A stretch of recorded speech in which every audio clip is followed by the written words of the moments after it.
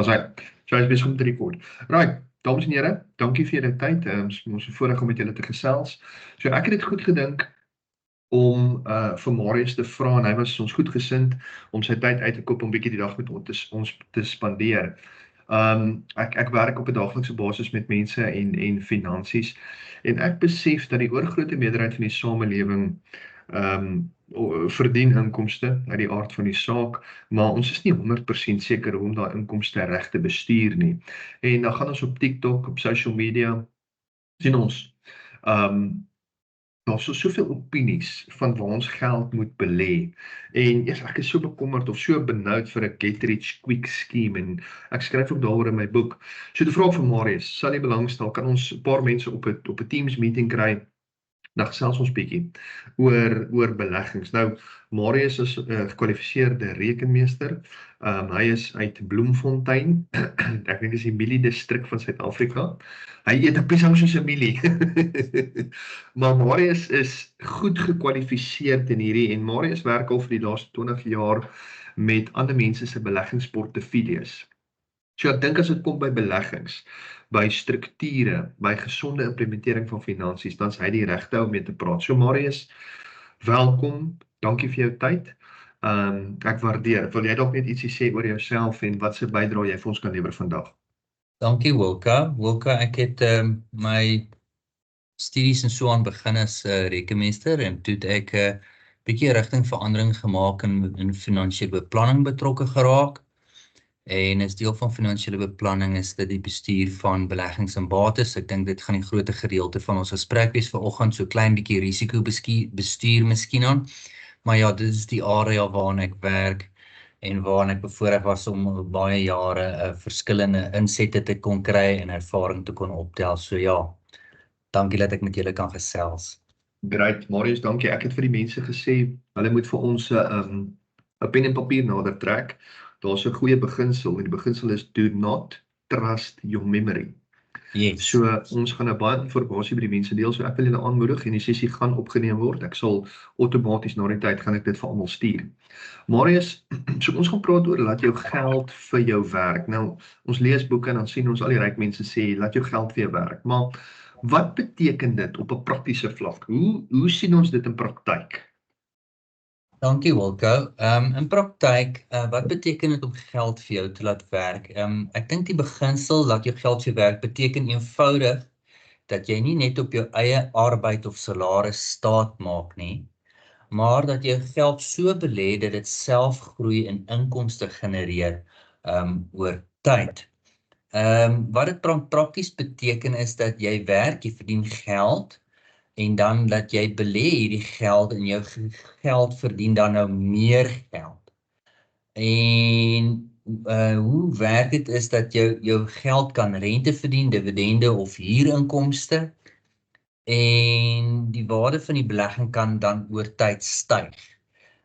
Jy kry dan ook saamgestelde groei wat ek dink ons later hieroor gaan praat. Dit is 'n baie belangrike beginsel waar nie net jy kry groei op die geld wat jy gebelê het nie, maar daai groei wat jy verdien het begin dan laterand ook groei te verdien en daai saamgestelde groei is 'n baie belangrike beginsel.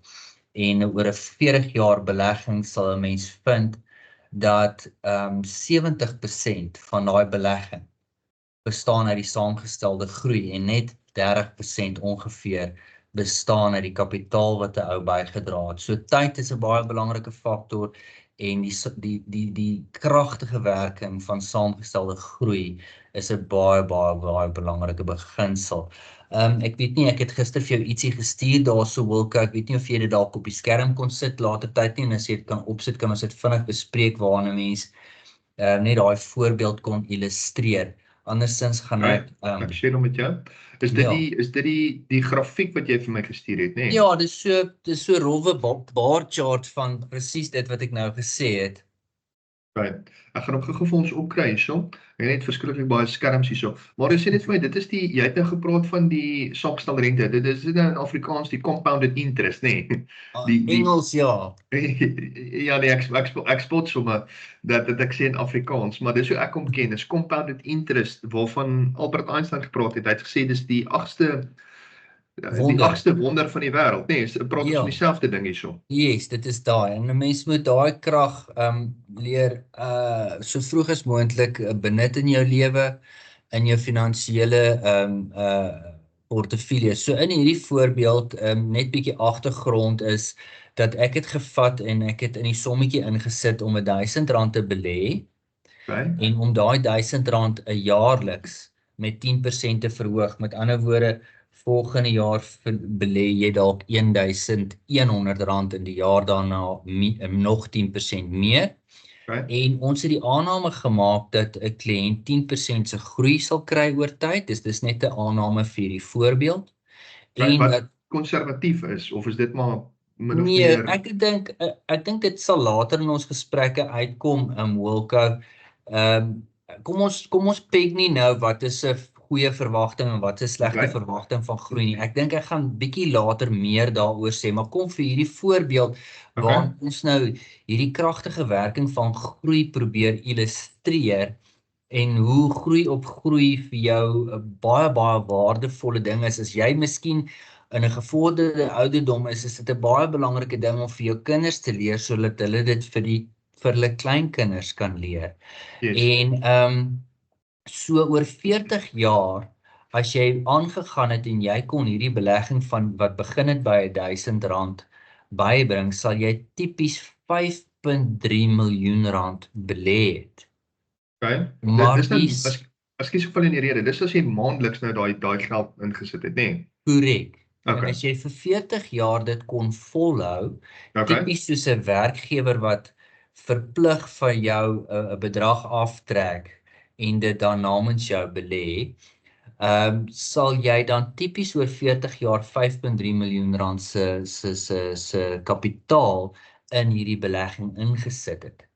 En wat die wonderwerk is dat die groeikomponent daarvan meer as 3 keer die kapitaal gaan wees wat jy ingesit het. Dit is 17.2 miljoen om jou uit te bring by 'n bedrag van R22.5 miljoen se totale waarde.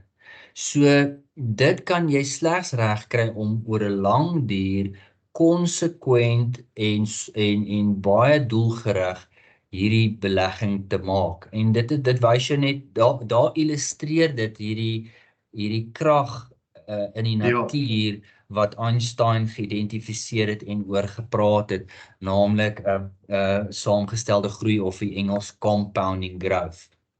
Okay. Dis amazing hoor, om te dink dat jou geld, ek meen dis 'n bietjie wat jy insit en dan oor 40 jaar. Dit klink nou verskriklik, maar ek dink dit is belangrik jy het 'n ding genoem, Marius, dat as jy dalk te oud voel, jy weet, dalk is jou lewensjaar al, jy's ver gevorderd, beteken nie jy kan hierdie gebruik nie. Dis 'n beginsel wat jy vir jou, jy kan dit oordra vir geslagte na jou. Ja. En uit die aard van die saak of energie begin hoe beter. Nou, so dankie daarvoor. Die vraag dan is, Marius, is hierdie net vir die Amerikaners? Ek weet die antwoord op hierdie, maar ek wil graag hê dat jy moet vir ons mooi uit jou opinie uit dit gee. So, kan die average ou op straat, die gewone salaristrekker, het hy toegang tot so 'n tipe saamgestelde rentefonds in Suid-Afrika? Ja, ek dink beleggings voel partykeer so bietjie vir die ryk mense, vir die welaf mense, en dat dit nie in almal se bereik is nie, maar niks is verder van die waarheid nie. Ek bestuur tans hier waar ek sit 'n boek van bykans R500 miljoen se bates van doodgewone mense wat leef binne hulle begrotings en waarvan baie mooi persentasie van hierdie mense dit reg gekry het om hulle self skatryk te spaar. Mense wat met 'n R200 begin het 20 jaar terug by my, wat dit geleidelik oor tyd aangepas het, wat lompsomme ingesit het soos wat hulle bonusse gekry het en wat vandag letterlik op tussen 5 en R10 miljoen se bates sit. En ek meen hierdie mense het nog 'n goeie 20 jaar voor wat hulle gaan spaar, so die goeie tyd en in daai saamgestelde voorbeeld wat ons sopas gewys het, lê nog voor vir hierdie mense. En so dit is regtig in die bereik van enige mens om binne sy vermoë. Daar is die doodgewone ou wat R200 kan begin wegsit, wat R500 kan wegsit, wat R1000 kan wegsit, kan intap in hierdie wonderlike krag wat tot hulle beskikking is. So ja, dit is regtig waar tot almal se beskikking. Dis amazing. Okay, so ons het gesê dat die saamgestelde rente, die compounded interest, wat Albert Einstein die stelling oor gemaak het is, ek dink Robert Kiyosaki het ook daar geskryf dat hy sê die ryk mense se geld laat vir hom werk, maar elke rand wat jy besit is 'n slaafie. So jy moet daai slaafie aan die werk sit. En hoe jy dit doen is jy vat daai slaafie, jy sit hom in 'n compounded interest rekening en dis tot die beskikking van enige persoon. Al begin jy met R500 'n maand. Jy hoef nie miljoene hier te begin nie. So dis accessible vir Suid-Afrikaners en dis accessible vir die gemiddelde Suid-Afrikaner. Is ek korrek as ek dit sê? Nee, dis ter opsomming van wat ons sover bespreek het. En ek dink Wilco, dit gaan oor 'n mindset en dit gaan oor selfdissipline. Die statistiek is al stok uit en dit is dat omtrent 'n baie klein persentasie van mense kry dit reg om suksesvol te spaar spesifiek vir aftrede. Okay. En wat ek sien wat gebeur is dat jy kry of mense wat lief is om te spaar, of jy kry mense wat dan nou buite hulle begroting miskien geld nie op 'n baie slim manier uitgee nie. En die interessante ding wat gebeur is dat die geld vloei hierso van die mense wat nie wil spaar nie na die mense toe wat wil spaar, en dat die fondsbestuurders of slim beleggers daar buite tipies die geld gaan belê in die plekke waar daai geld deur die nie-spaarders gespandeer word. En so, as te ware wat hier gebeur, en dis hoe die groei gebeur is dat die geld skuif van die mense wat nie spaar gefokus is nie na die mense wat spaar gefokus is. So, en dit is 'n besluit. Mens kan besluit, dit is 'n besluit wat jy moet neem of jy deel van die spaardergroep wil wees of jy deel van die uitgee groep wil wees.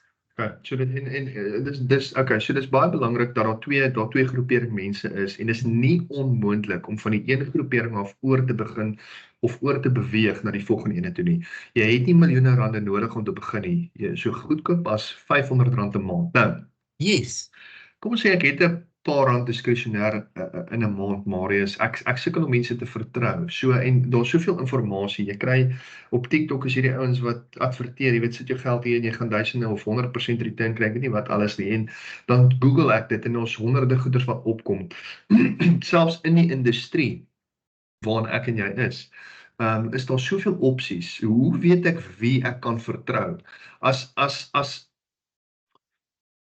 die gemiddelde ou op straat 'n paar rand het en hy wil dit belê, waar klop hy aan? Wie vertrou hy met sy geld? Wel, ons praat vandag spesifiek oor beleggings, onderliggend bestuur in unit trusts, ook genoem kollektiewe beleggings. Hierdie industrie is hoogs gereguleerd. As jou adviseur FSCA, Financial Service Conduct Authority, geregistreerd en gereguleerd is, en hy gee advies teen 'n geregistreerde en 'n gereguleerde produk, soos 'n unit trust, is jou kans billik en om 'n billik en regverdige beleggingshantering te kry baie goed, om 'n baie goeie uitkoms te kry op jou beleggings. Nou, ek wil vandag ek hoop ek kry dit reggestel, laat dit mooi oorkom tot die luisteraars, maar ek wil vandag twee baie belangrike wenke vir luisteraars gee rondom beleggings. Die een, en ek dink ons gaan later meer bietjie daaroor uitbrei, if it's too good to be true, bly weg, rarig, if it's too good to be true, bly weg, en ek gaan later bietjie meer leiding hieroor gee.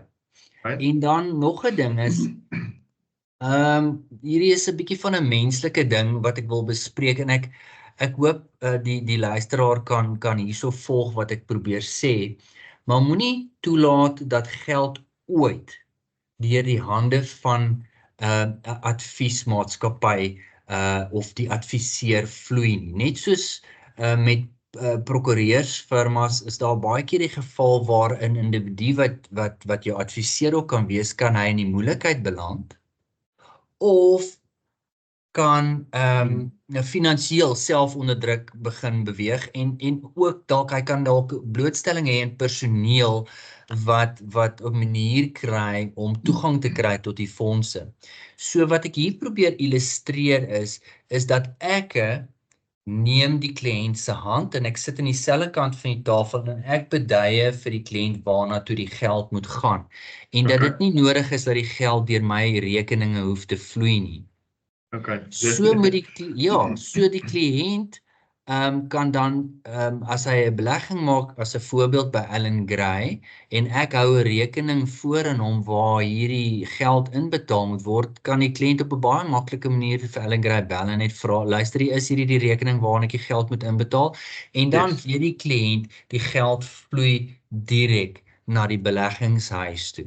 So hierdie is twee goeders, if it's too good to be true, en sorg dat die geld direk vloei na die beleggingshuis. Nou wat baie keer gebeur is dat die kliënt teken 'n magtiging dat 'n debietorder moet afgaan. Nou 'n klein instansie of 'n klein individu kan nie sommer dit reg kry dat debitorders deur sy rekeninge vloei nie.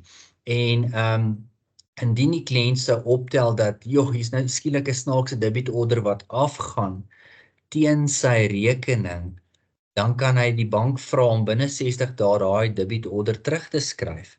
So regtig waar, as 'n mens by erkende finansiële instansies belê, dan is dit regtig wat hoogs gereguleer is in Suid-Afrika, is dit regtig baie veilig. Yes, dankie Marius. Ja, ek is nou, ek weet nie wie van julle almal my volg op social media of hoe intens jy my volg nie, maar ek is nou besig om al hierdie wette en goed onder die knie te kry. En dit is, ek het daar soveel acts wat hierdie dinge reguleer. So Marius, net 'n opsomming. So as 'n ou jou die maan skyn en rose beloof, dan is it's too good to be true, it is, bly weg, of is 'n rooi vlag. As dit nie gereguleerd is nie, hardloop. En as ek as makelaar na jou toe kom en sê ek het hierdie goeie idee, maar transfer die geld in my rekening in, dan moet jy hardloop. En as jy daai 3 reëls implementeer, dan is jy so te sê veilig, né? Nee. Yes. Ja. Okay. So dan net op 'n praktiese vlak. Waar begin ek? Ek is nou oortuig ek wil belê, waar sal ek begin? Ja, ek sou sê kry jou fondasie reg.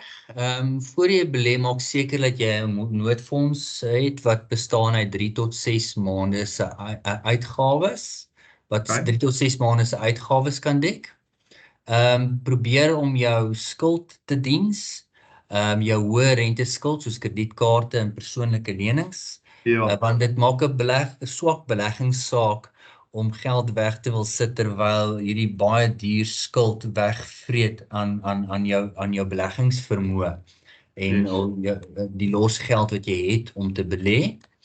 En dan dink ek moet 'n ou gaan en 'n stukkie papier vat en dan vir jouself gaan neerskryf hoekom jy belê. En dan moet jy daai doelwitte pen rondom korttermyn, sê net maar tipies 0 tot 3 jaar wat 'n noodfonds insluit. Medium termyn, en daar sal jy tipies 'n bietjie van 'n gebalanseerde portefeulje vir jouself of 'n kliënt voorstel.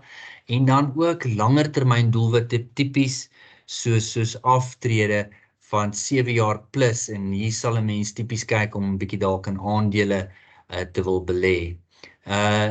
Dan wil ek 'n baie belangrike stelling hierso maak, is dat jou tydhorison hoofsaaklik die risiko van jou belegging bepaal. En dan, ons sal bietjie meer later hieroor praat, en dan moet jy regtig met die regte produk begin. Een van die mees fantastiese produkte wat beskikbaar is in Suid-Afrika is 'n belastingvrye belegging, en ons sal bietjie meer daaroor praat. Dan is daar uitreaniteite wat 'n ou kan kyk na. En ook unit trust. So wat ook baie belangrik is, dat 'n ou konsekwent bly spaar, dat jy 'n kommitment sal maak soos 'n gym lidmaatskap wat jy maandeliks betaal, en dat jy maandeliks daarop fokus om daai bydrae te maak. En dan een van die belangrikste notas wat jy vir jouself kan maak is, ignoreer die geraas in die mark en hou by die plan wat jy en jou finansiële adviseur daar gestel het. En dan moet jy saamgestelde groei verstaan wat ons net nou bespreek het, en dit is waar die magic begin. As 'n ou oor tyd net kan vasbyt in hierdie produk, en ons sal nou later meer bespreek waar 'n ou watter produk gebruik, maar as jy kan vasbyt, dan gaan hierdie saamgestelde groei vir jou 'n recurring customer maak, want as jy dit eers geproe en gesmaak het, gaan jy terugkom vir nog. Yes. Maar as ek wil net gou teruggaan na wat jy gesê het in die begin van hierdie is as 'n ou skuld het, dis baie belangrik. Ek het nou 'n meeting gehad met 'n kliënt letterlik voor hierdie waar 'n vrou 'n paar 100.000 rand wil belê. Vra sy my, Wilco, belê ek hierdie geld eers of waartoe sal die voorstel gaan het? Toe vra ek maar, het jy skuld? Want jou skuld ons praat dan van slegte skuld, kredietkaarte, oortrokke fasiliteite, revolving credits is tipies 20% plus rente. So dan sal 'n ou eers, die gedagte is om eers hierdie skuld te delg, want in effek spaar jy dan daai 20% rente wat jy sou betaal. So dis 'n beter belegging om skuld te delg as wat dit is om geld op 'n aandelemark te sit. Som ek dit reg op? Jy som dit perfek op, Wilco. Dit maak nie sin waar jy langtermyn doelwitte vir aggressiewe groei van 10 of 11% neersit, maar hier's 'n koste wat wegvreet teen 20% plus daar op die kant nie. So dit is 'n vorm van spaar om van daai koste ontslae te raak, om jou in die posisie te sit om behoorlik te kan spaar. Dit maak glad nie sin nie. In die algemeen, jou duurder skuld, jou kredietkaart, jou persoonlike lenings, los dit af. Enige skuld soos 'n huislening wat hier by die 10% en minder is, hoef 'n ou nie te versnel nie en kan 'n ou oor die termyn afbetaal en eerder beleggings doen. Maar enige een van daai duurder skuld, definitief, dit is 'n vorm van spaar om dit af te los en van ontslae te raak. Ek stem 100% saam, wil eintlik net bylas om te sê met die aanname dat jy selfdissipline het. Ja. Want jy kan nie, jy weet, jou goeie geld, as jy byvoorbeeld 'n lumsom kry of iemand sterf af en jy erf 100.000 of 1 miljoen en jou dissipline is nie reg nie, Marius, jy gaan daai geld in effek in 'n emmer gooi vol gate. Ja. So as ek hierso ietsie kan sê, Wilco, is ek dink ons bestuur hier twee goeders. Ons bestuur hierso deur nie op daai plastiek geld die kredietkaarte beland nie, is een van die kragtigste goed wat jy kan doen is daai noodfonds. Yes. En die tweede kragtigste ding wat ons veral, ek praat want ek is self 'n man, wat ons kan bestuur is ons iGate. Met ander woorde, dit wat ek sien wat my buurman het.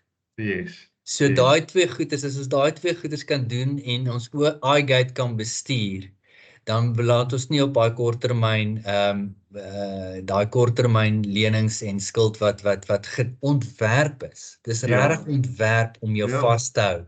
Dit is soos 'n koplys wat jy nie van ontslae kan raak nie, en dit is 'n baie moeilike ding om jou uit daai spiraal uit te wentel. 100%, ek sien dit op 'n daaglikse basis as ek met mense werk. As hy is in daarin vasgevang is, dit baie moeilik om uit te kom. Maar dis nie onmoontlik om uit te kom nie. Ek wil ook hê julle moet dit weet. As jy vasgevang is in skuld, jy sit vas in skuld, daar is 'n manier. Jy is welkom om kontak te maak. Marius, ek wil net vinnig bietjie divert van die gesprek af. Hier het kommentare deurgekom en julle is welkom om vrae te vra. Ek gaan probeer al die vrae aan die einde aan Marius rig. So ons gaan dit na die tyd beantwoord, maar stuur dit vir my so lank. Maar net so terwyl ek nou hier kyk, Marius, ek wil net vir jou noem, hier is mense van Namibië, Polokwane, Pretoria, Standerton, Zenine, Bedfordview, Ermelo. Daar's iemand van Bloemfontein, dalk jou buurman, en dan Melkbos Strand. So hier is 'n hele paar mense. Okay, die vraag is, Marius, as jou geld met 10% rente per jaar groei, wat word van inflasie? Trek jy dit af van daai 10% groei? Ja, wonderlike vraag, want 'n groei in Suid-Afrika van 10% is 'n briljante aggressiewe groei, en 'n groei in Europa, in 'n plek soos Switserland, van 4 tot 5% is 'n briljante en uitmuntende groei, want daai groei is relatief tot hulle inflasie, en dit is 4% bo die inflasie van Switserland. en 'n groei van 10% is 4 tot 5% bo die inflasie van Suid-Afrika. So groei moet dis 'n bietjie van 'n tegniese benadering, maar dit help nie ek gee vir jou 5% met inflasie 6% nie, dan het jou geld 1% reël negatief gegroei. Maak dit sin?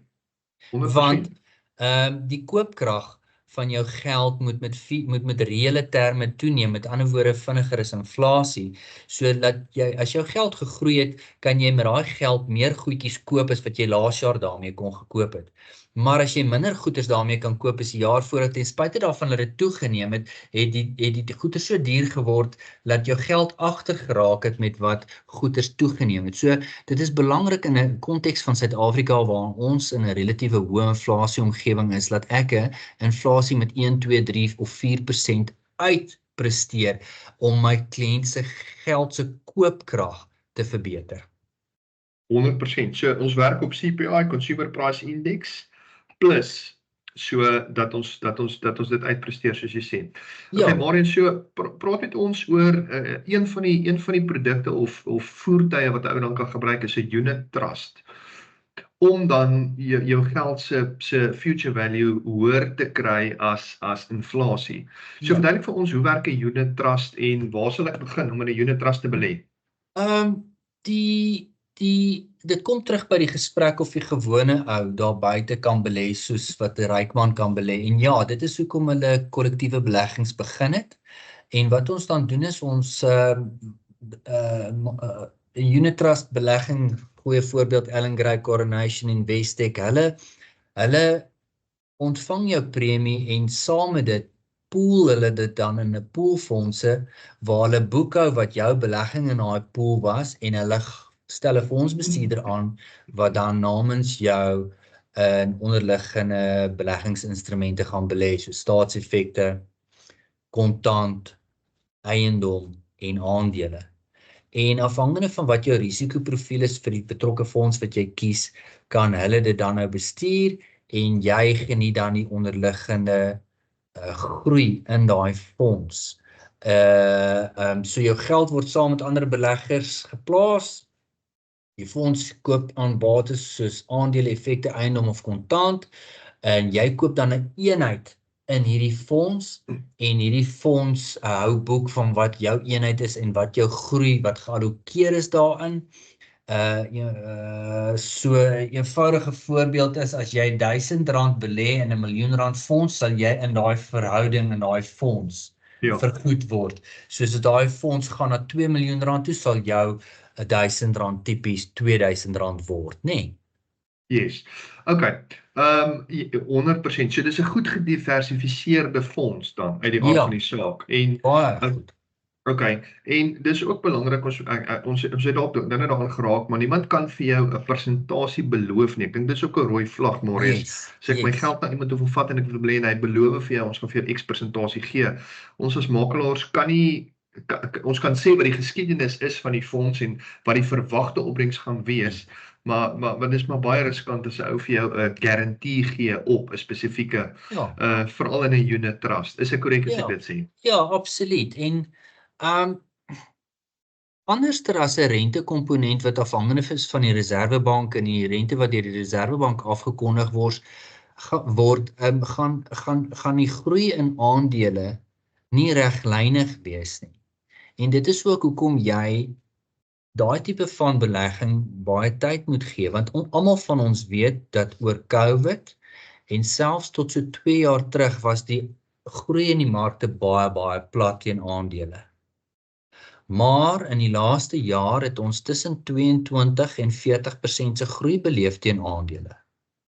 Nou om daai goeie gemiddeld vir jou te kan gee, gaan jy lank in daai belegging moet gewees het, want hierdie 20% wat ons nou gee vir ons dan nou 'n goeie gemiddeld oor die laaste 5 jaar. En dit is hoekom 'n mens die regte termyn moet aanhak vir langtermyn bates, sal jy tipies lank kan belê en teen aandele, en omdat aandele nie vir jou reglynig hierdie groei gee nie, en miskien bietjie meer later daaroor. Okay, so 'n unit trust, dit is dan 'n voertuig waar hierdie saamgestelde rente 'n komponent is van dit, nê? Soos ek my geld daarin sit, dan kan ek oor 'n langtermyn compounded interest verwag. Korrek. Great. Okay, ons het nou gepraat oor 'n tax-free savings account. Julle moet my vergewe, ek besef nou elke keer as ek met Marius praat, ek meng verskriklik baie Engels. So vergewe my daarvoor, maar dis hoe my kop het verstaan en dis hoe ek praat. 'n Tax-free savings account. Marius, die begrotingsspeech wat uitgegaan het nou in Februarie, het hulle dit opgeskuif van 36.000 na 46.000 per persoon per jaar. Wil jy vir ons bietjie verduidelik hoe dit werk? Wat is dit en sou ek belangstel, waar teken ek op? As 'n voorbeeld is hierdie 'n doodgewone unit trust belegging, dis weer eens 'n unit trust belegging, maar hy is in 'n sweetie papiertjie wat geregistreer is. Hy is in 'n wrapper. Hy's in 'n verpakking waarin die staat erken dat alle groei wat in hierdie verpakking is, gaan ons kwytskeld van enige belastings. Is dit eenvoudig genoeg gestel, Wilka? Ja, dit is eintlik 'n amazing tool wat ek ook kan gebruik. Yes, dit is regtig 'n amazing tool en dit is een van die belangrikste instrumente wat jy moet implementeer in jou totale samestelling. Soos nommer 1, gaan en kry 'n noodfonds, spaar dalk teen 'n geldmark of laat jou finansiële adviseur jou help om 'n relatiewe konservatiewe belegging op te stel teen 'n beleggingsplatform. En dan die tweede voertuig wat jy besoek is hierdie voertuig en jy hardloop 'n resies om so gou as moontlik die limiete vol te maak in 'n jaar, as ook in 'n leeftyd om hierdie produkte benut, want hierdie is tipies 'n baie langtermyn belegging en moenie as 'n korttermyn belegging soos kinderstudies of 'n noodfonds of so gebruik word nie, want uit die aard van hierdie belegging, dit wat jy uit hom uithaal, kan jy nie weer terugsit nie. Yes. Jy kan enige tyd onttrek teen hierdie belegging, maar die wonder van hierdie belegging kom daarin as jy in hom belê en hom los vir die langtermyn. Net soos daai bar chart wat ons grafiek wat ons gewys het, gaan 2/3, 3/4 van die spaar gaan wees die groei en net 'n kwart gaan wees dit wat jy bygedra het. Nou daai gedeelte in 'n gewone belegging probeer die ontvanger so bietjie deelneem aan die spoils en hy probeer dit belas. In 'n tax-free savings account of dan 'n belastingvrye belegging word dit glad nie belas nie. Dit is ook hoekom die staat beperkings daarop gesit het, want hulle is besig om hulle self in die voete skiet as ou dit so kan stel al die pad, deurdat net R46.000 in 'n jaar kan daarin ingaan en tans is die leeftydlimiet wat 'n ou tot belastingvrye beleggings kan bydra R500.000. So 'n mens moet so gou as moontlik by daai 500 uitkom. Yes. En dit dan laat groei na 'n miljoen, 1,5 miljoen in groei en dit kan alles belastingvry gedoen word. Wat jy weet, die kostes op beleggings is 0,5% en 1%. En kliënte kla partykeer daaroor, maar as mens van hierdie voertuie gebruik maak, die ontvanger vat sommer 10 en 20% van jou geld of jou groei op 'n slag. Ons is almal gewoond daaraan as ons net kyk hoe word ons belas teen ons inkomstes. So dit is 'n baie kragtige vorm van spaar deurdat jy al daai uitgawes teen jou belegging vryspring en waarvan een van die grootste uitgawes is 'n ou se belasting op jou beleggings. Natuurlik, so ou moet dit in gedagte hou voor jy belê, nê. Dus wat is die belastingimplikasie? So Marius, is ek reg as ek sê dat as die tax-free wrapper, as ons geld daarin sit, dis irrespekte van waar hulle belê, of dit 'n rente is wat ek maak, of dit 'n dividend is en of dit 'n kapitaalgroei is. Dit maak nie saak nie. Al daai bogenoemde is belastingvry. Ja. Jou rente gaan jy belastingvry wees en jou rente word behalwe vir 'n klein uitsluiting elke jaar word dit basies net by jou inkomste getel. So dit word 100%. As jy in 'n 40% belastingkerf is, gaan jou rentes belas word teen 40%. So as jy R10.000 se rente verdien, of jy R100.000 se rente verdien, kom ons laat nou die korting uit, dan gaan jy 40% daarvan vir die staat gee, basies effektiewelik. En binne in 'n belasting tax-free savings account of 'n belastingvrye belegging, gaan jy niks rente belasting op haar rente betaal nie. So ook die dividende, so ook die kapitale groei wat ook deur die ontvanger op normale beleggings aangeslaan word. Okay. Dis great. Ek wil net vra dat, ekskuus, as daar iemand is wat sy mikrofoon, mute net julle mikrofone vir my asseblief. Dan Marius, net 'n belangrike ding met 'n tax-free savings account wat ek voel ons moet noem is dat 'n ou nie oor jou limiet moet gaan nie. Dan word jy beboet. Dan belaai SARS jou met, is die persentasie 40%, Ja, as jy oor daai kerf gaan. Ons het sopas gesê dat die ontvanger doen homself in en hulle probeer Suid-Afrikaners regtig bemoedig om te spaar, maar hulle dan nou 'n beperking hierop geplaas. Hulle het 'n beperking hierop geplaas deurdat hulle self benadeel uit belastings wat hulle hef teen beleggings. En as 'n ou oor die R46,000 of dan die leeftydlimiet van R500,000 belê, dan sal hulle dit wat jy oor dit gegaan het teen 40% belas, want hulle gaan vir jou net daai pakkie gee elke jaar om te belê in en so mens moet regtig met jou finansiële adviseur hande vat en dit beperk en met hom praat ook. Dit help nie jy het by die banke belastingvrye belegging en by hom nie en julle bestuur nie hoeveel ja. Okay, 100%. So R46,000 per persoon per jaar of R500,000 limiet in 'n leeftyd. Ja. Dis 'n absolute moet in enige portefeulje. Ja. Maar ons praat met ons oor die verskillende tipes uittreeanniteite. Daar's retirement annuities, daar's pensioenfondse, daar's provident funds. Net raak net vir ons aan wat die verskillendes is en hoe dit werk asseblief. Alright, Wilco. Basies as nog 'n insentief om te spaar vir jou oudag en vir aftrede, is daar verskillende pensioenprodukte wat in die lewe geroep is. 'n Uittreeanniteit is tipies 'n pensioenproduk wat die individu in kan belê, terwyl pensioenvoertuie en voorsorgfonds voertuie is iets wat die werknemer namens jou betaal. So dit hang af of jy 'n entrepreneur is, of dalk by 'n werkgewer is wat nie 'n pensioen of voorsorgfonds skema het nie, dan kan jy gaan en jou eie pensioen begin via 'n uittreeanniteit.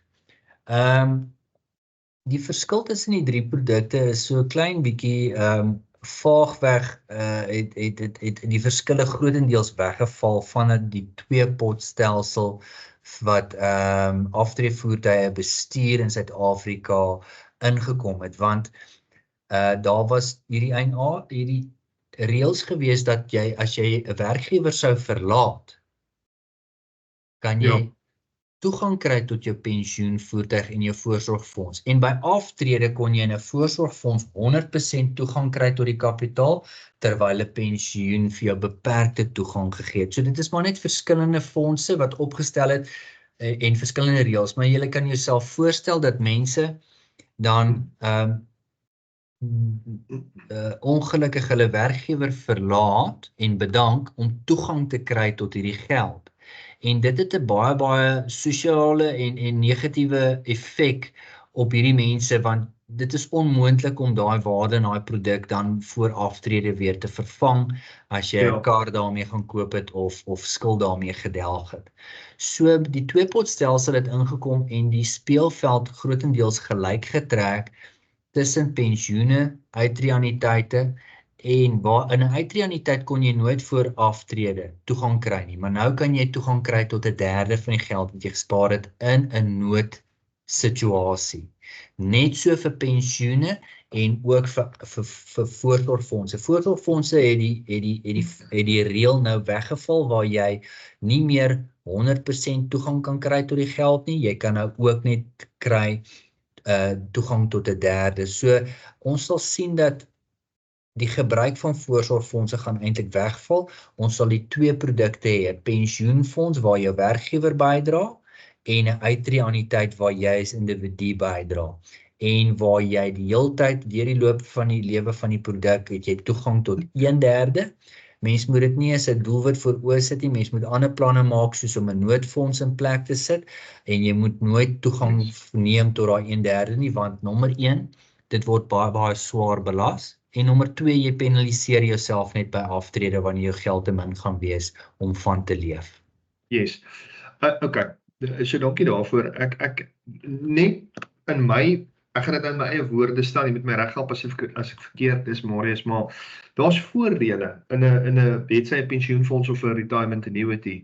En dat ons 'n groot gedeelte van dit, amper 'n derde, 27.5% van ons inkomste of ons bydraes eerder gaan aftrek van ons belasbare inkomste. So dis 'n incentive van die regering of van SARS dan om vir ons te sê, maak eerder voorsiening vir jou ou dag en dan trek jy hierdie lont of hierdie bedrag af van my jaarlikse opgawe. Ja. So dit 'n belastingvoordeel. 'n ander voordeel is dit staan buite jou buite jou boedel. Wat beteken dat as jou boedel afgehandel word, is die belastinglas ligter vir jou gesin. Dis ook buite of jou langslewendes. Dis dan ook buite jou krediteure het jy toegang tot die geld. Nee, sou jy moeilikheid kry is daai geld veilig. Yes. Wat 'n ander mis ek iets of is dit maar die groot voordele van Dit is 'n baie kragtige instrument en dit is 'n ouer as die belastingvrye spaar, maar dit is 'n ouer aanmoediging vir mense om te spaar vir hulle ou dag sodat hulle minder van die staat afhanklik is by aftrede en van SASSA en al hierdie middele wat geweldige druk op die belastingstelsel plaas. So die aanmoediging werk so dat sê nou maar jy is in 'n 30% belasting gemiddelde belastingperk. Vir jou inkomste wat jy verdien as jy uitwerk, ek het inkomste, my belasting wat ek betaal as persentasie van my inkomste is 30%, beteken dit dat sou jy R1000 belê in 'n maand, gaan die ontvanger vir jou R300 se verligting gee teen daai R1000 in belasting. So dit beteken jy het effektiewelik R1000 belê, maar netto R700 daarvoor betaal. Nou waar kry jy 'n belegging wat instantly R1000 werd is, maar jy het netto in ag geneem jou belasting R700 vir daai belegging betaal. Dit is nog voordat die fonds of die unit trust wat binne-in daai belegging is vir jou sentse groei gegee het. Dan wat nie so ooglopend is nie, is dat alle groei, rente, dividende, huurinkomste as ook kapitale groei van wat die aandele in daai belegging neergeword het, nie belas word nie, net soos in die tax-free savings account. So dit is daar ook net so kragtig dat geen van die groeie belas word nie. Nou, mense sê wel, ja, maar Marius, eendag as ek dan by aftrede is, gaan daai inkomste belas word. Ja, dit gaan belas word. Maar jy het jou belastingplig op hierdie geld uitgestel na 'n tydperk in jou lewe wat jy baie minder belasting gaan betaal omdat jou inkomste laer is en heel waarskynlik laer is en omdat jy stel dit uit na 65 wanneer jy baie meer kortings en mediese aftrekkings en so meer het teen jou belasbare inkomste. So jy verskuif jou geld na 'n baie beter belastingplek as jy dit eers laat belas by aftrede. So dit is 'n baie kragtige vorm van spaar en die feit dat dit nie so toeganklik is nie, is vir baie mense 'n baie groot voordeel want hulle kan nie maklik toegang kry tot die geld en miskien slegte besluite daarteen neem nie.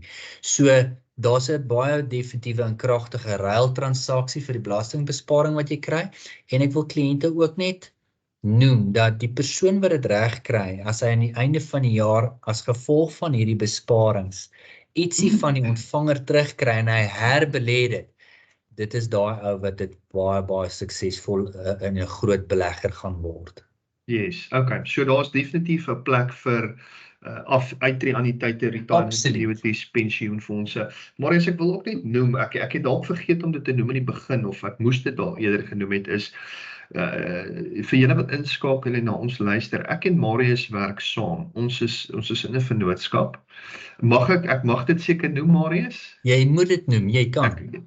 Ja, so ek het net besef in my praktyk is daar 'n groot behoefte aan beleggings. Mense wil het sy hulle geld van hulle laat werk of hulle diskresionêre fondse op 'n veilige plek sit laat dit groei. En toe ek was dit laas jaar of 'n jaar voordat, ek kan nie onthou nie, het ek in Marius hande gevat.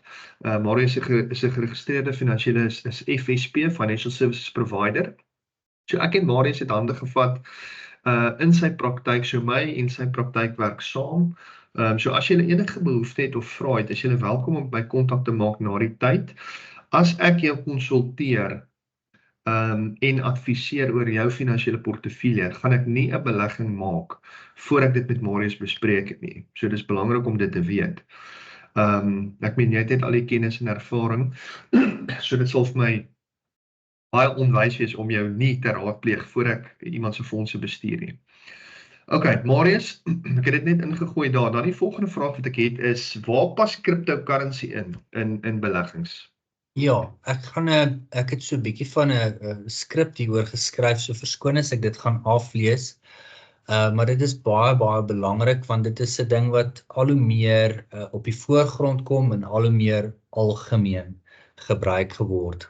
'n Cryptocurrency of 'n kriptogeld-eenheid is 'n tipe digitale geld wat op die internet bestaan en nie deur banke of regerings beheer word nie. Dit is 100% digitaal, daar is geen fisiese note of munte nie. Dit gebruik kriptografie, 'n gevorderde rekenaarsekuriteit om transaksies veilig te maak, en transaksies word gestoor op 'n blokketting, 'n soorte van 'n digitale grootboek. Jy kan dit gebruik om te betaal, te belê of moontlik waarde te stoor. Die bekendste voorbeeld van is Bitcoin, maar daar is duisende sulke coins soos Ethereum en Litecoin nog as algemene voorbeelde. Kortliks, crypto is 'n digitale geld wat onafhanklik van tradisionele banke werk deur tegnologie beveilig word. Om beleggingsmotivering te doen rondom crypto is baie moeilik. My persoonlike siening is dat dit 'n betalingsmetode is vir die toekoms wat banke asook geld soos ons dit ken gaan vervang. In daai stelling maak ek wat ek nou gemaak het, weet julle dat ons spaar nie geld of hou dit nie. Ten minste hou ons net 'n klein bedragie van geld in ons rekening om die nodige transaksies te kan hanteer vir 'n maand of 2. Die restant belê jy in eiendom, staatseffekte of besighede soos wat verteenwoordig word deur aandele. My grootste probleem met crypto is dat daar geen onderliggende besigheid, fabriek of myn of waarde daaraan gekoppel kan word nie. Ja, seker van die coins word gepeg teen groot geldeenhede soos die dollar, maar dit maak dit steeds geld, alhoewel digitaal en nie 'n belegging nie. Ons wil tog ons geld laat groei en ons sal nou daarby uitkom oor hoe die geld groei dan nou in die crypto spasie. Bitcoin is kunsmatig as skaars verklaar deurdat die uitvinder daarvan net 21 miljoen eenhede daarvan vrygestel het. Dit is soos ek wat 10 stokmannetjies teken en ek is glad nie 'n Picasso nie en nou sê ek dat die 10 prentjies is skaars en ek gaan nooit weer nog stokmannetjies uitbring nie. So dit is eintlik 'n bietjie van 'n belaglike benadering. Ek hou daarvan om te belê in besighede. Hulle skep waarde, hulle lewer dienste en die waarde vloei deur na my in winste, dividende of vermeerdering in die waarde van die belang in die betrokke maatskappy, soos wat die aandeel meer en meer geld werd word. Sou jy 'n crypto wil deel, maak van jou sou jy as cryptos wil deel maak van jou belegging, beveel ek aan dat jy dit beperk tot 5 tot 10% van die beleggingsportefeulje en kry jy professionele leiding oor hoe die pakkie saamgestel moet word. Ek persoonlik belê nie daaraan nie, ek gebruik dit om betalings te doen. Ek kan nog nie vir myself 'n sterk genoeg beleggingssaak bou nie. En iets wat nie onderliggend deur 'n bate of iets gepeg word nie, kan stel homself bloot in geweldige manipulasie. Ek kan ook die aandeel van Coca-Cola manipuleer, maar oor tyd gaan die finansiële state en hoe dit gaan met daai produk en hoe hy opgepas word, weer terugkom na 'n billike markwaarde daarvoor. So dit kan net op die kort duur kwaai gemanipuleer word, terwyl crypto eenhede hulself geweldig blootstel aan markmanipulasie wat dit 'n baie hoë risiko beleggings storie maak. Ja, dankie Marius. Ek persoonlik het ook geen geld wat ek in cryptocurrency belê nie. En dit kom weer by die beginsels, daai eerste twee wat ons gesê het voor jy belê. Eerstens is die returns te goed om waar te wees. Nommer 1 en nommer 2 is dit gereguleer. Ek is van die opinie cryptocurrency word nie gereguleer nie, nê? Nee, glad nie. Fyn. So rooi vlag, dis rooi genoeg. Ek wil amper Afrikaans wat en sê die geld wat jy bereid is om te verloor, dis die geld wat jy in cryptocurrency belê. Die res sit jy dan in 'n portefeulje. Ja, ons beweeg weg van papiergeld en dies meer, so ons sal sien dat selfs gereguleerd crypto tipe van geldstelsels in die toekoms sal kom, maar dit is nog steeds nie, tensy dit onderliggend koppel aan 'n besigheid, is dit baie moeilik om 'n beleggingsmodel te bou rondom dit en om die waarde te bepaal. As ek wil bepaal of 'n aandeel goedkoop is relatief tot wat hy kos, ten opsigte van wat hulle produseer, dit is net amper onmoontlik om dit te doen en sulke ontledings te doen teen 'n crypto geldeenheid. Okay, 100%. So dit bly 'n rooi vlag. Dankie daarvoor. Marius, dan 'n ander vraag, eerder eiendom. Dit is dis redelik moeilik om by die eiendomsmark toe te tree, veral as jy weet 'n enkel individu is. Al is jy getroud, jy gebruik twee inkomstes. Dit is nogals met die prys van eiendom en die rentekoerse en dis moeilik. Maar kom ons sê jy het die vermoë om eiendom te koop. En nou met hierdie beleggingsgesprek, wat sal 'n ou dan doen? Sal jy eerder daai geld, jou opgeboude fonds of jou spaargeld, sal jy dit in eiendom belê of sal jy dit eerder op die aandelemarkte sit? Wat is jou opinie tussen die twee? Okay. Ook net soos om 'n baie slim man soos Warren Buffett te wees en 'n ontleding te doen en dan 'n aandeel in te koop waaruit hy 'n klomp geld in die toekoms maak omdat hy dit goed nagevors het. Op presies dieselfde manier kan jy eiendom goed navors.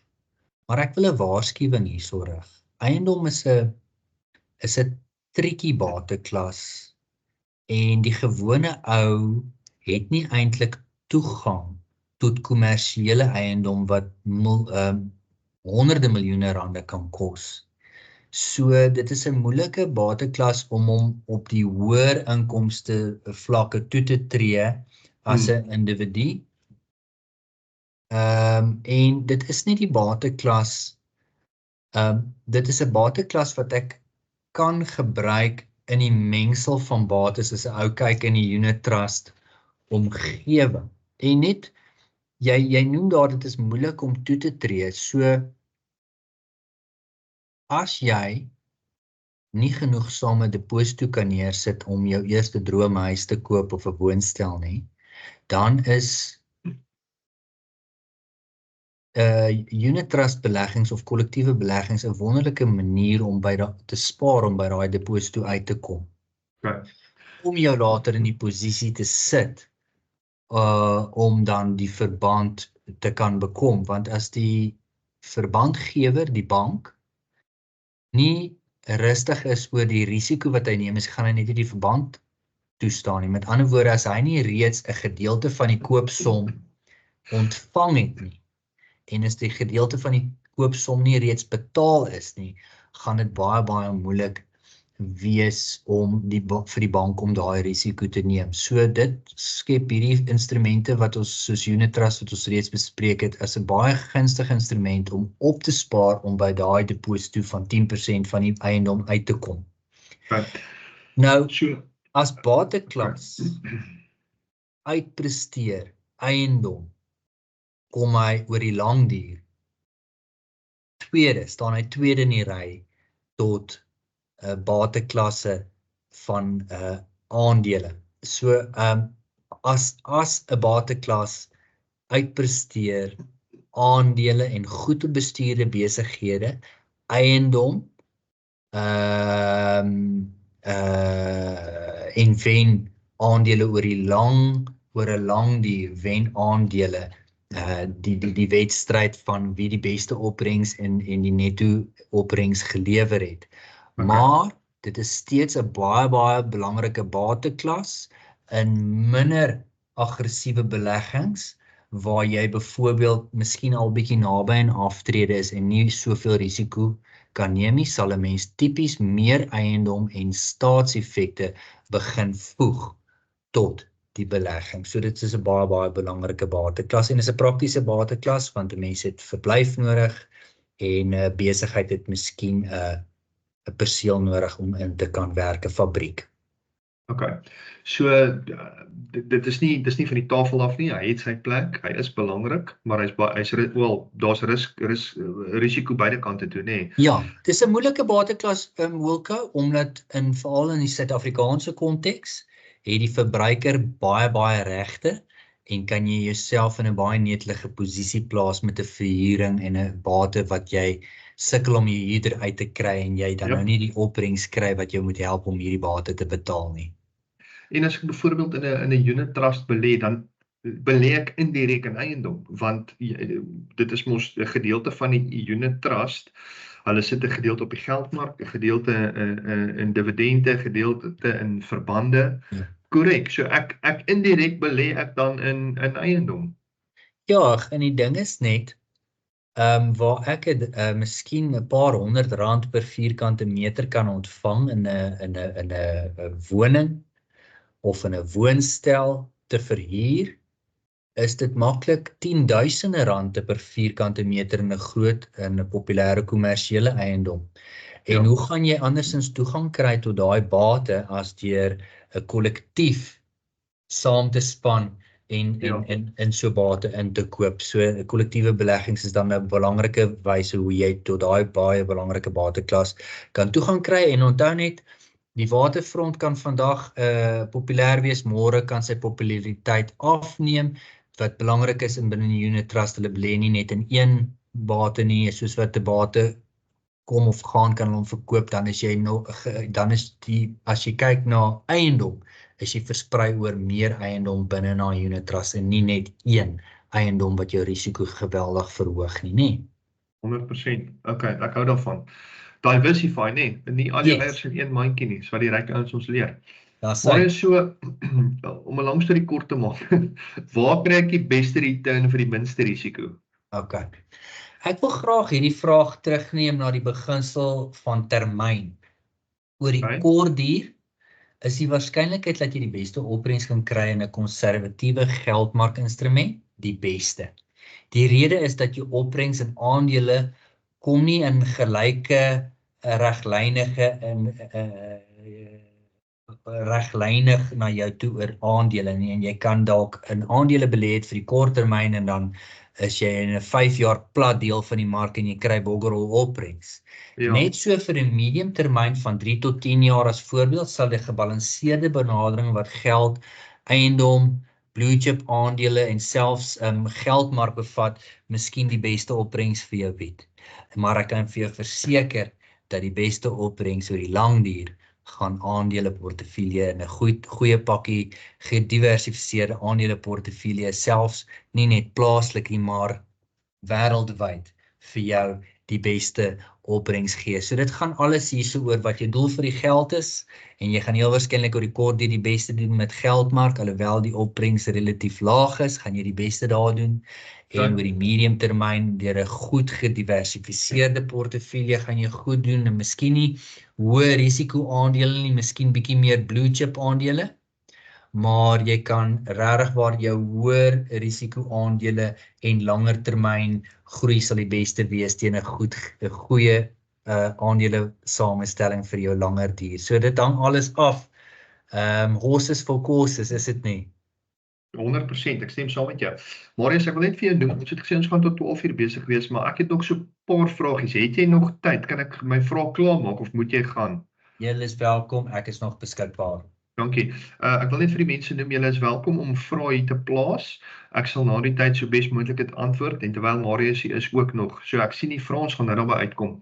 Marius, so bottom line, korttermyn, ek het hier 'n nota gemaak, geldmark instrument, langtermyn op die aandeleportefeulje, maar net vinnig, geldmark instrument. Dis nou soos jou gee net 'n vinnige voorbeeld van waar dit tipies sou wees.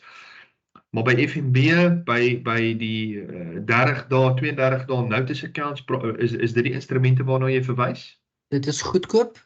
Dit is 'n goeie voorbeeld. Jy koppel net eenvoudig aan jou bankrekening 'n geldmarkrekening. En jy sal sien ook dat die banke vir jou beter en beter koerse gee hoe langer jy die geld vir hulle gee. Maar ek sal nie daarvoor gaan nie, ek sal net gaan vir 'n gewone onmiddellike kennisgewing rekening. En as jy 'n bietjie beter is daai rente wil verdien, kan jy kom na 'n unit trust wat gestruktureer is om 'n mengsel van geldmark en staatseffekte te wees wat hopelik oor 'n jaar tydperk vir jou 1% of 2% beter kan gee as die bankprodukte. So dit is alles in jou hande. Jy kan na jou finansiële adviseur gaan om vir jou so 'n produk te struktureer en is basies onmiddellik beskikbaar. As jy op 'n maandag vir my instruksie gee dat jy het R5000 vir bande nodig, gaan jy teen donderdag daai geld in jou rekening hê. Jy kan ondertussen die bande gekoop het op jou kredietkaart en onmiddellik op donderdag die R5000 in jou kredietkaart inbetaal. So daar's praat met jou finansiële adviseur, hy kan so 'n noodfonds vir jou struktureer en selfs beter doen as die bankproduk oor tyd. Okay, so dan op daai noot, waar is die beste platform dan om 'n noodfonds te begin? Want een vereiste van 'n noodfonds is dat geld moet likwid wees. As ek moeilikheid het, wil ek so gou as moontlik toegang hê tot daai geld. So ek wil dit nie vasmaak nie. So waar sal die beste platform wees om dan te begin met so iets? So weer eens, dit afhangende van wat se fondse jy maandeliks kan wegsit, R200, R500, R2000 'n maand, sal ek as onafhanklike finansiële adviseur vir jou luxer platforms, as 'n ou dit so kan stel, voorstel. Van jou groter en bekender platforms is net werk nie met kleiner bedrae nie, so dan het 'n ou ander, maar die platforms is regtig, hulle doen almal baie goed en is almal goed gereguleerd en bestuur. Sekere platforms, so sekere adviseurs, hulle werk met 'n sekere demografie van kliënte, hulle werk met ander woorde van bates met R2 miljoen plus, die fondsbestuurders doen dit ook. So laat jou finansiële adviseur jou vir jou begroting plaas by 'n unit trust bestuurder wat vir jou sal help met die bedrag tot jou beskikking. 'n noodfonds is belangrik. Dit is uiters belangrik om so 'n noodfonds te begin. Want as die geyser of jou kar se bande moeilikheid gee en 'n ou moet dan nou duurskuld gebruik om dit te doen, is dit baie sticky om uit daai duurskuld uit te kom, en dit belemmer ongelukkig dan jou langtermyn doelwitte, dan kom jy nie daarby uit nie. En ook sekere strukturele goed, soos inkomstebeskermers en goeders kan jy nie bykom nie, want jy's vasgevang in hierdie skuld. En ja, ons sal miskien bietjie gou in die volgende vraag daar meer praat oor struktuurgoeders soos inkomstebeskermers en so meer. Yes. Ek wil ook net noem, terwyl ons nog op die noodfonds is, Marius, dis baie belangrik vir die ouens wat op buite is wat luister. Jy moet 'n noodfonds op die bene hê. Ek sê dit ook in my seminare. Ons is 'n generasie is afhanklik van skuld. Ons kan nie meer besighede begin, eiendom koop, voertuie koop sonder skuld nie. So die stelsel het ons basies afhanklik gemaak van dit. So die eerste stap in finansiële vryheid is om jou afhanklikheid van skuld te breek. Yes. En ek is van die opinie jy gaan dit nie kan doen sonder 'n noodfonds nie, want die lewe gebeur. Jy weet jy het nou hierdie berg skuld en jy wil dit nou afbetaal, maar dan betaal jy af en dan gebeur daar iets. 'n band bars. En dan as jy nie voorsiening gemaak het of noodfonds het nie, dan gaan jy net weer terug in skuld. En dis wat ek sien die ritme wat baie ons volg. Hy betaal af en dan swipe hy weer die kaart wanneer daar iets gebeur. En dan sit net heeltyd daai ritme. So om daai ritme te breek, het jy 'n noodfonds op die been. Jy betaal af en as daar iets gebeur, dan vat jy jou noodfonds. Yes. Jy diens jou nood en dan hou jy net aan afbetaal. Dus 'n noodfonds het 'n baie duidelike plek in ons lewens. Okay, so as jy meer vrae daaroor het, vra vir ons na die tyd. Marius, dan, jy het nou iets gepraat, 'n baie belangrike ding, inkomstebeskerming. Nou, ek kan nie veral of ek weet om te veralgemeen is verkeerd, maar die hartseer ding daar buite is baie ouens in ons industrie, is ouens wat polisse verkoop. So, jy weet, baie keer wonder ek, is hierdie ou besig, wil hy nou net 'n kommissie verdien om hierdie polis in my af te smous, of is dit regtig iets wat ek nodig het? So, terwyl ons ook met mekaar kommunikeer, ek het besef in die laaste ruk, daar is 'n beduidende plek vir inkomstebeskerming. Yes, en dit was 'n gesprek met jou gewees, waar al hierdie goeders, ons verbande, ons leefstyl, alles is gekoppel aan ons grootste bate wat ons het. Ons grootste bate in ons lewe is ons vermoë om inkomste te genereer. Ja, Is dit dan belangrik om daai inkomste te beskerm en hoe doen ons dit? dis so. As 'n mens lewensdekkingprodukte wat insluit ongeskiktheidsvoordele, kritieke siektevoordele en dan lewensdekking self reg plaas, is jy eintlik besig om die geld wat jy gespaar het te beskerm. Is dit nie so nie, Wilco? Want Yes. as daar 'n probleem kom net om inkomste as 'n voorbeeld te gee, as ek in die oggend opstaan, kan ek myself aantrek, ek kan eet, my voertuig self ry tot by die werk, en as daar 'n siekte of 'n besering inkom en daai ketting word gebreek waar ek self by die werk kom en voordat ek my kognitiewe vermoëns en my ervaring toepas om waarde toe te voeg vir kliënte, as daar enige breek in daai ketting kom, dan gaan die bates wat ek opgebou het oornag verdwyn soos mis voor die son. Ja. Dit is so eenvoudig soos dit. So ek moet, net soos wat ek 'n motor verseker, moet ek 'n klein premie neersit om hierdie bates te beskerm, want die bron daarvan is my vermoëns. Sure, En as ek daai vermoëns verloor, dan gaan ek oornag dit wat ek opgebou het verloor en dit wat ek betaal het in my huis in opgebruik. So dit is daar en daar's slim metodes en daar's goeie produkte en daar's slegte produkte, en as jy met 'n slim en 'n ou wat goeie ervaring het en wat onafhanklik is, dit is baie belangrik, wat vir jou situasie die beste oplossing en produk kan gaan soek om hierdie vermoëns te beskerm en om vir jou die produkte gee wat oor die leeftyd van die produk die minste vir jou gaan kos, byvoorbeeld deur 'n insentief van 'n kontant terugbetaling of wat ook al, dan kan jy regtig suksesvol spaar en ook hierdie bate beskerm deur jou vermoëns te beskerm. Because when life happens, dan ek het 'n baie interessante storie dat min mense weet dat Suid-Afrika is aan die toonaangewende bouers van versekeringsprodukte en definisies in die wêreld, en dat ons 'n invloed is in die buiteland van die produkte wat in Suid-Afrika ontwikkel word. En ons is ook toonaangewend gewees in die mediese industrie deur in die 60er jare die eerste hartoortplanting gedoen het. En Chris Barnard se broer Marius Barnard het hulle onderhoud mee gehad en hulle het gesê hy het gesê ons kan die pasiënt fix en hom gesond maak, maar die versekeringsindustrie moet sy finansies dokter en gesond hou en gesond maak. En daar het die gedagte van kritieke siektevoordele, ongeskiktheidsvoordele en alles eintlik posgevat en het ons aktuariëse wonderlike en billike produkte ontwikkel. Die geheim is om vroeg in jou lewe hierdie goedjies uit te neem, want as ou dit later in jou lewe uitneem, het jy twee uitdagings. Dit raak duurder want die risiko vir die versekeraar raak hoër. Ja. En as 'n ou 'n bietjie skete en siektes bygekry het of 'n besering, dan kan die risiko van so aard raak vir die versekeraar dat hy onseker is oor die risiko en dat hy nie bereid is om die risiko op te neem nie. So praat terwyl jy jonk en gesond is met jou finansiële adviseur om 'n goeie struktuur en plan in plek te sit wat bekostigbaar is en wat inpas by jou begroting. Sure. Ja, Marius, dit is, iemand het eendag vir my gesê, gesonde mense gaan nie dood nie. tensy dit nou 'n voertuigongeluk is, Ja. wat baie persentasiegewys baie sleg is, gaan 'n ou mense raak eers siek, jy weet, dis 'n kanker of 'n stroke of 'n hartaanval of iets van daai en Ja. jy weet, het ons daai goeders in plek. So jy het dit nou mooi gestel. En dis iets wat ek Ek nou wil van net daar onthou 'n is laaste dingetjie sê. Dit gaan nie om of jy lewensdekking uitneem nie. En dit gaan nie om of jy 'n lompsom vir kritieke siektevoordele uitneem nie. En dit neem nie of jy 'n inkomstebeskerming vir siekte en ongeskiktheid uitneem. Jy is eintlik besig om met al drie daai 4 produkte is jy besig om inkomste te beskerm.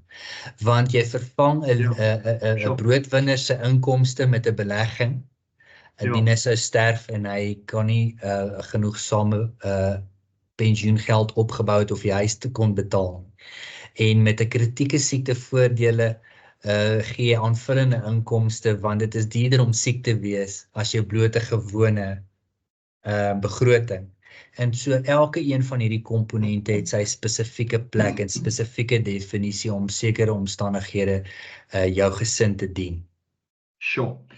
Okay, so Marius, ek wil 'n uitnodiging maak terwyl almal, ek meen hierso 'n hele paar mense wat nou vir 'n uur en 15 minute saam met ons was en dit wys my dat daar kommitment is. So ek wil 'n offer maak van my kant af. Is daar enige iemand wat behoefte het aan enigiets waaroor ons nou gepraat het? Is jy meer as welkom om 'n afspraak met my te maak en ek sal 'n konsultasie met jou doen. Nou gewoonlik vra ek R1500 per uur vir 'n konsultasie, maar ek is bereid om vir julle wat op hierdie Zoom sessie is of Team sessie, doen ek 'n konsultasie gratis om te kyk na jou portefeulje. So as jy wil, maak 'n afspraak met my of met Marius.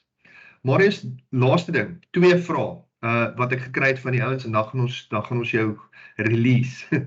as jy sal. So Neon van Sail het gevra, sal ek tipies my tax-free eerste probeer volmaak voordat ek in 'n uittreefonds belê of doen 'n mens tipies albei dieselfde tyd? Ek hou van balans. Dit hang af wat jou voorkeur is, maar as jy R1000 vir my gee, gaan ek dit split tussen die twee. Okay, 100%, dankie. En dan het ons 'n vraag, die laaste vraag van Stefan Uys. Vinnige vraag oor tax-free savings account. As ek 50.000 bygedra het en my wins deur byvoorbeeld EFT's was 25.000 en dan onttrek ek alles, dan oor 75.000, tel hierdie hele 75 teen die totale bydra of net die 50.000. Dus mag ek mag ek nog 450 of 425 bydra? Die antwoord in kort is jy kan nog 450 bydra. Die wins sit nie uitgesluit om by te tel tot die leeftydlimiet van 500.000. Hier so net jou fisiese bydra, so om jou te antwoord 450 kan jy nog bydra. Okay, so ons werk net met die tax-free savings, die res is apart van daai. Ja. Great. Marius, dankie vir jou tyd. Ek waardeer dat jy dis eintlik maar 'n leeftyd se ervaring, nê, want jy het geleer by jou pa, jy het jou eie praktyk gebou al vir die laaste paar dekades. So dis 'n leeftydse wysheid wat jy met ons deel gratis. Ek waardeer jou tyd. Dankie daarvoor. Dis 'n plesier en ek is baie bevoorreg geweest om by regtig uit die boks denkende prinsipale te kon werk en wat hierdie goeders nie net uit die verkoop van lewensdekking perspektief of die plaas van 'n belegging nie, maar net waar die komponente vir jou goed kon motiveer. En dit is 'n groot ding, as jy nie saam met jou finansiële adviseur helder, volkleur doelwitte opsit en sê, hierdie is my afsterwe leer en hierdie is my afsterwe folder of my lewensdekking folder en hierdie is my spaar doelwitte. As jy nie daai doelwitte vir al hierdie topics wat ons nou bespreek het, baie kleurvol vir jouself kan uiteensit. Jy gaan dit baie moeilik wees om dit oor die lang termyn te volhou en as daar iets oor jou pad kom soos 'n nuwe Harley Davidson motorfiets kan nee, ek gaan nie laat hierdie motorfiets kompeteer met hierdie belangrike doelwit vir my nie. So dan is dit baie moeilik om hierdie goedjies in plek te hou. Maar die persoon wat dit reg kry, dit bedien daai persoon gewoonlik baie kragtig oor tyd en dit raak baie aantreklik en dit raak net lekkerder hier. Yes, Marius, yes, weer eens dankie.